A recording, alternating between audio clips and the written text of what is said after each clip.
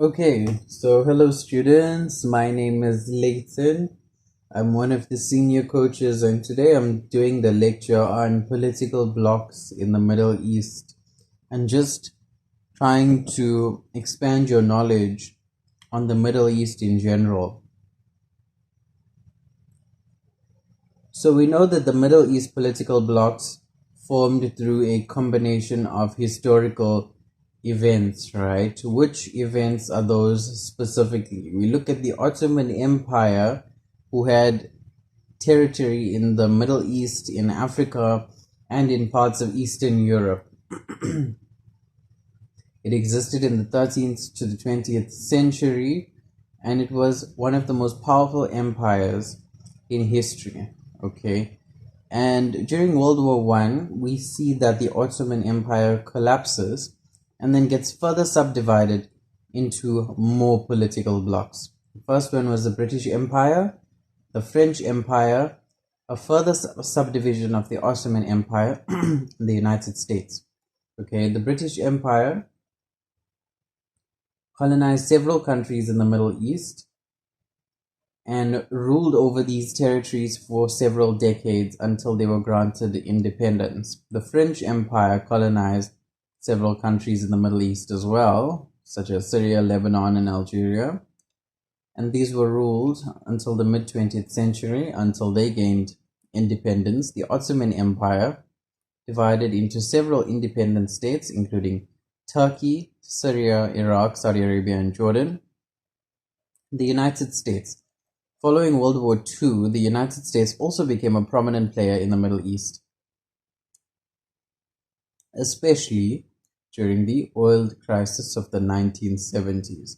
And that's beyond the scope of this lecture, so I need you to go and find out what exactly happened in those 1970s. So I've given you some general information about the countries in the Middle East, and I'm just going to read through that with you. Okay, we see Bahrain is a constitutional monarchy with the King of Bahrain as the head of state. It's a member of the Arab League and the Gulf Cooperation Council. Don't really worry about those. I'm going to speak about those a little bit later in this lecture.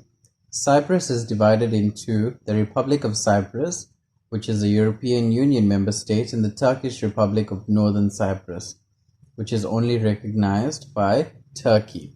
Egypt is a presidential republic with its parliament and prime minister, right? Syrian Arab Republic is a parliamentary presidential republic with the president as the head of state. It's been locked in a civil war since 2011. Iran is a theoretical republic with the supreme leader as the head of state. It's a member of the Organization of Islamic Cooperation and the United Nations. Iraq is a parliamentary federal republic with a now this all goes back to the lecture on democracy that I sent out previously. So if you don't understand the difference between a monarchy and what exactly is what else did I mention here? A republic. Go back to the lecture and it explains it quite well, right? So Iraq is a parliamentary federal republic with a president and a prime minister. Kuwait is a constitutional monarchy with the Emir of Kuwait as the head of state, right?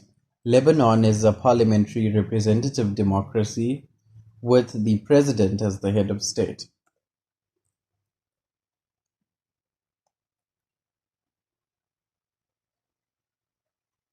Okay, then moving on to the next slide.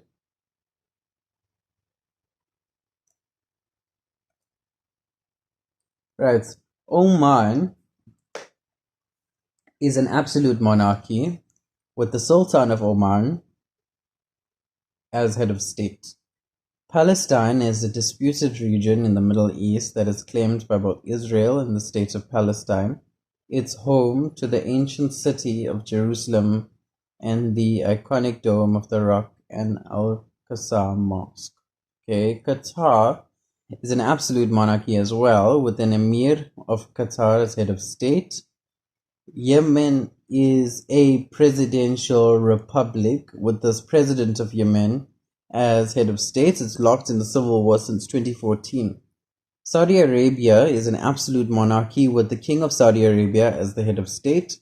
Israel is a parliamentary democracy with the Prime Minister as head of government.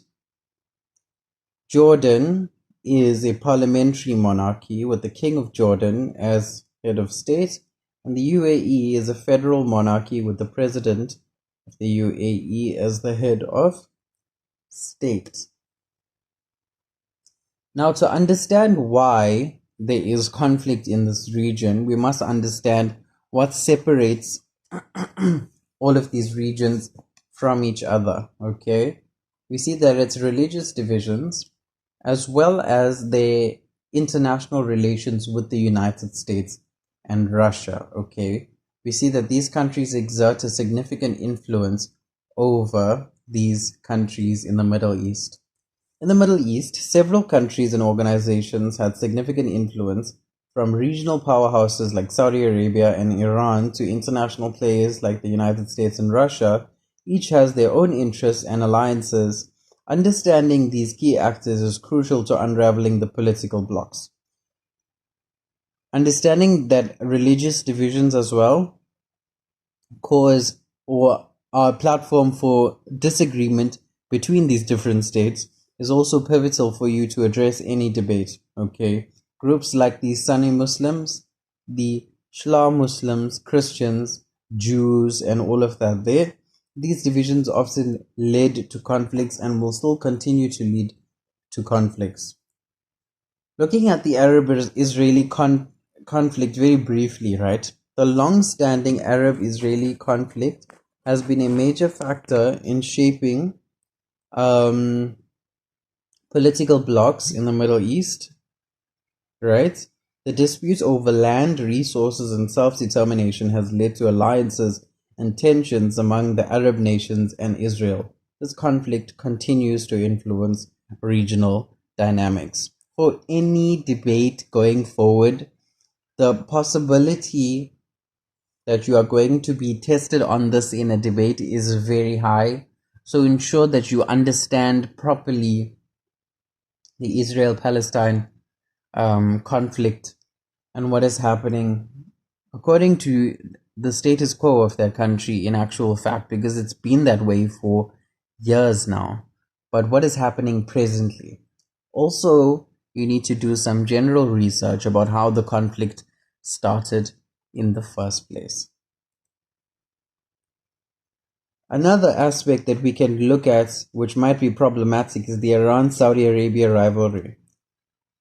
The rivalry between these two countries has been a major factor in the politics of the Middle East in recent years. The two countries have competed for influence in the region, seeing that they are both equally or on the same playing field in terms of the level of power that they have the potential to exert over the Middle East. And their differences on issues like Iran's nuclear program and Saudi-led intervention on Yemen has led to tensions, okay? Then looking at the economic interests of all of these independent countries in the Middle East, they heavily influence the relations between these countries. The region is rich in oil reserves, making it a crucial player in the global energy market. Countries seek to secure their economic interests, leading to alliances and rivalries. Understanding these economic dynamics is essential to comprehend the political landscape. Then looking at the Arab Spring, right? The Arab Spring is a wave of uprising and popular protest that began in the Middle East in 2011 that had significant impact on the politics of the region. These uprisings led to the overthrow of several governments, including those in Tunisia, Egypt, and Libya, and have changed the political landscape in the region. That is, besides the domestic changes that might have been positive, it has also influenced international relations, that is between neighboring and neighboring states in the Middle East, as well as states in the Middle East in general, right? Because you must consider the fact that the existing governments had relationships with the previous governments. Okay. Then looking at proxy wars, they have become a common feature in the Middle East. Powerful nations often support opposing sides in regional conflicts, using local actors as proxies, right? What do we mean by proxies? We mean someone to stand as a sort of representative or something to stand in the way of, okay? These conflicts, such as the ongoing Syrian civil war and the Yemeni crisis, contribute to the formation of political blocs and further complicate regional dynamics. Various organizations play a role in shaping political blocs in the Middle East, including the Arab League, the Gulf of Cooperation Council, the Organization of Islamic Cooperation. These all aim to foster cooperation between the member states that they are associated with, and they serve as platforms for diplomatic discussion and regional cooperation. Okay, looking at the Arab League, symbolically, the slogan or what is written on the Arab League, all that it reads is League of the Arab States, okay? And it's got 22 links on this chain that represent the members of the league when the flag was adopted, okay? Let's just understand some basic concepts. It has 22 states in the Middle East, North Africa, and parts of East Africa. So it's not specific to the Middle East, you must remember that, okay? The Arab League is one of the oldest and largest regional organizations in the world, and it aims to promote political, economic, and cultural cooperation among its member states. The Arab League was founded in 1945 during the height of the Arab-Israeli conflict. The organization's primary goal has been to advocate for the rights of Palestinian people and to promote peace and stability in the Middle East. The Arab League has also taken a position on other regional issues, including the Iranian nuclear program, the civil war in Syria, and the political instability in Libya.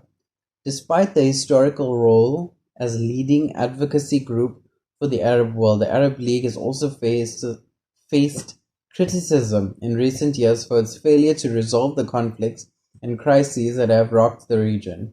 Some critics have accused the organization of being out of touch with the needs and aspirations of its member states and of failing to respond effectively to the challenges facing the Arab world.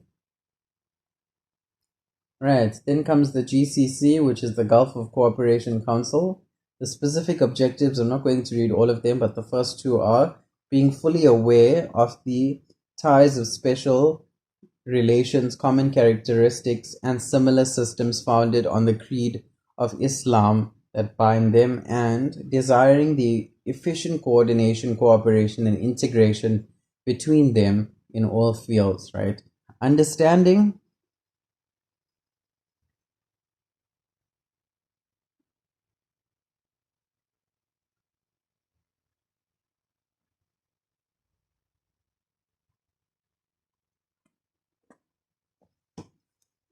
right. One of the primary goals of the GCC is to promote economic integration among its member states through projects like the GCC Common Market and the Gulf Railway Network.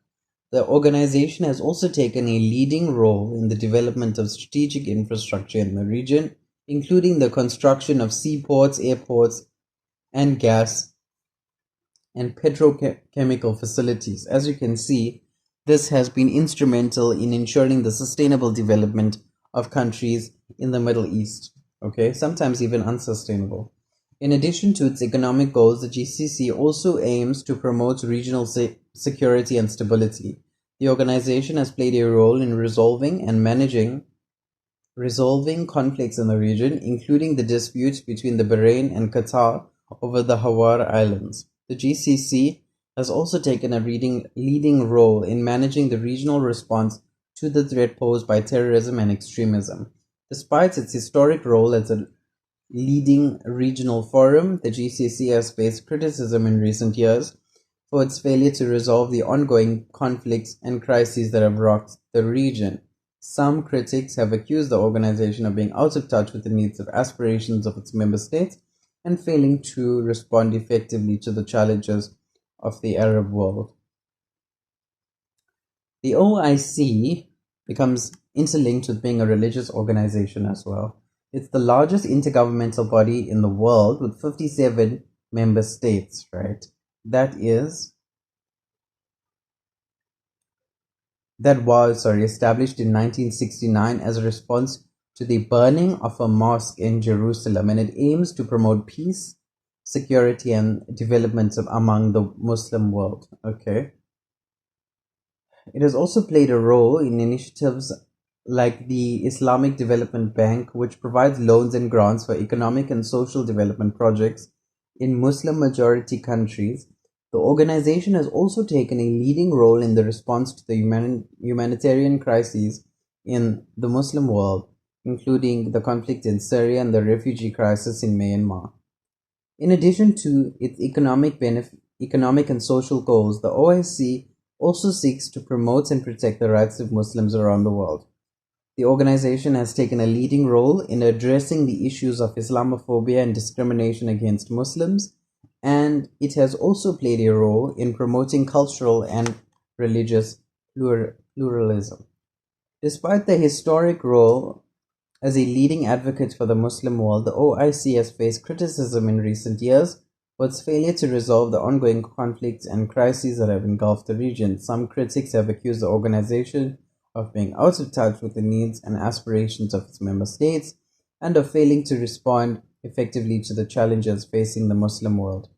As you can see, a consistent line between all of the three political blocs that I mentioned to you was the fact that while they will work on an, I would say, not really intellectual, while these ideas will work on paper, it becomes very difficult to ensure the practicality of whatever is discussed in these meetings. And that's a consistent problem that we see with political blocs, is that no matter how many meetings we can have in a boardroom filled with all of these different ambassadors of the countries, no change is going to be effected unless you have a government that is going to be steadfast in ensuring that that change is affected.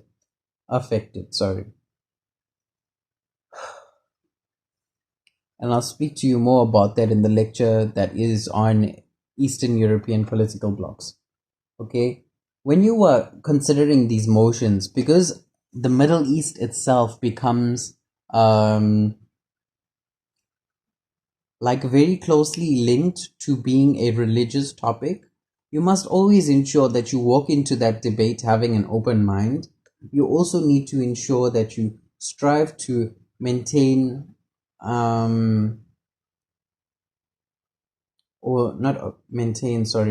keep away your personal biases, and always understand that issues are not as simple as they seem to resolve.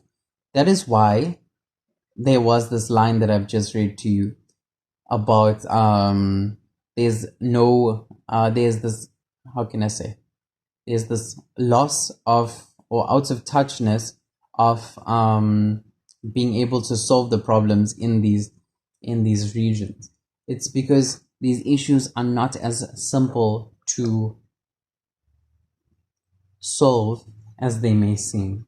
Okay, so when you approach these debates, you cannot make assertions. Okay, if you are providing us with an argument, you need to ensure that you do the adequate analysis and impact associated with that argument. Okay, and then we have some motion ideas. Yeah, so that's all that I have for you regarding this lecture. A fairly short lecture. I've done mostly reading through the slides here, but that's because everything is self-explanatory. I hope everyone understood everything that I said, and if you did not, you can reach out to me via the coaching group, or you can WhatsApp me directly. Thank you.